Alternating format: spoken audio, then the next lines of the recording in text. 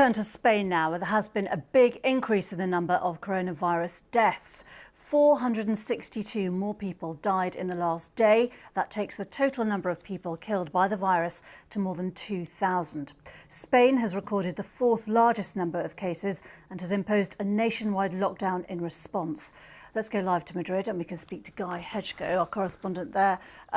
Guy, just tell us more about these numbers. Well, it's continuing a trend that we've seen over the last few days, whereby the infections have continued to increase and accelerate, as have the deaths. You mentioned that figure of well over 400 more deaths in the last 24 hours. That was an increase on the weekend figure we saw, which was around 400 more deaths from between Saturday and Sunday. So there's obviously enormous concern about that. The number of deaths that we're seeing in Spain, which is relatively high compared to other countries, can at least partly be attributable to the fact that the coronavirus has been spreading through retirement homes, where obviously you have a very vulnerable group in the elderly population there. But also it's very much concentrated in certain areas of the country, particularly here in Madrid, which has seen well over half of the deaths so far. And is there any more breakdown in terms of the age group? Is it mostly the elderly who are losing their lives? And also, do we know in terms of the time lag, was the lockdown imposed 2 weeks ago? Obviously, there's always a gap, isn't there, between how strict these clamping down measures are and then what happens to the population as a result?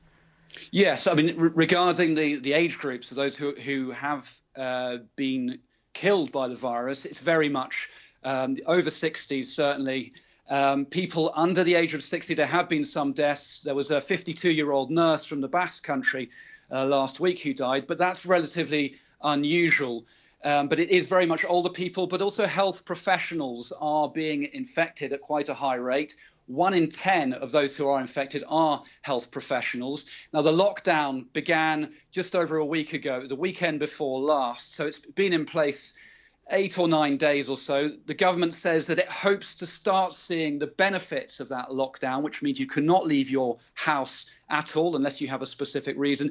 It hopes to start seeing those benefits in the coming days. But at the same time, we're likely to see a continued increase in the number of infections and the number of deaths in the coming days as well, which is putting a lot of pressure on the health service. OK, Guy Hedgecoe, many thanks.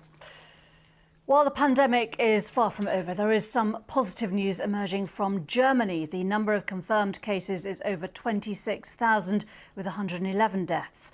But the head of Germany's Public Health Institute says the number of new cases may be slowing down, the flattening of the curve, as some people describe it. Take a listen. We're seeing signs that the exponential growth curve is flattening off slightly. But I will only be able to confirm this trend definitively on Wednesday. But I am optimistic that the measures are already having an effect, which is very early because they have only been in place for a week. Gavin Lee is in Brussels. Gavin, just to pick up on those Germany figures, but in contrast to Spain, Germany was also credited with doing more testing, I think, quite early on, wasn't it? Yeah, well, the capacity in Germany is quite incredible, actually, comparatively to the rest of Europe. They're able to test up to 160,000 people a day. And that was one of the reasons. There are suggested to be several why the death toll is so comparatively low. 106 people in Germany with more than 26,000 cases, when you've seen Italy, for example, 60,000 cases, 5,500 people dead of coronavirus. Being the fact that people have tested so thoroughly, so quickly in Germany, they've managed to get the virus testing kits out to a lot of people. And also, Germany is famed for its standard of healthcare in Europe, and we're starting to see that. Like the head of the health service in Germany just said, though, that they are still not sure. It's a cautious optimism as to whether the curve will start to go down, because Germany, I think, is the 6th highest level in the world now in terms of coronavirus cases. And of course, we now know that their chancellor, 64-year-old Angela Merkel, is among those now in quarantine after her vaccinations doctor. She had a flu jab on Friday. The doctor has coronavirus, so she is in isolation. Let's look as well at some of the other countries. Guy was talking about Spain, but Italy for a moment. I mean, the cases there, there's been a similar small note of optimism by the government. They're saying that whilst the rise over the weekend was terrifying in terms of the deaths, 5,500 deaths, 1,000 of those at the weekend, the curve, that trajectory of cases per day, went down to 9%. So they are hoping there that curve slows. Giuseppe Conte, the Prime Minister, says this is the key week. They've closed down all non-essential businesses. So that will have a massive effect on the economy, of course, Geeta, up until the 3rd of April there too. I mentioned as well, for a country and sort of a region we haven't mentioned as much about, the Baltics and Estonia. Most of those countries, Lithuania, Latvia, Finland, for example, have all closed the borders now to non-residents. Over the weekend, the Finnish said to the Estonians that there are 20,000 who commute by ferry each week, said, pick a side. You either stay in Finland or stay in Estonia. And so 20,000 people have roughly decided to stay in Estonia, cannot get across to work in Finland. The cases there are about 356, way higher than Lithuania and Latvia. Part of the reason, there is an island called Saaremaa. It's the biggest Estonian island, where a volleyball team from Milan played there 2 weeks ago. It is now seen as the hotspot in Estonia, and the island is in complete quarantine.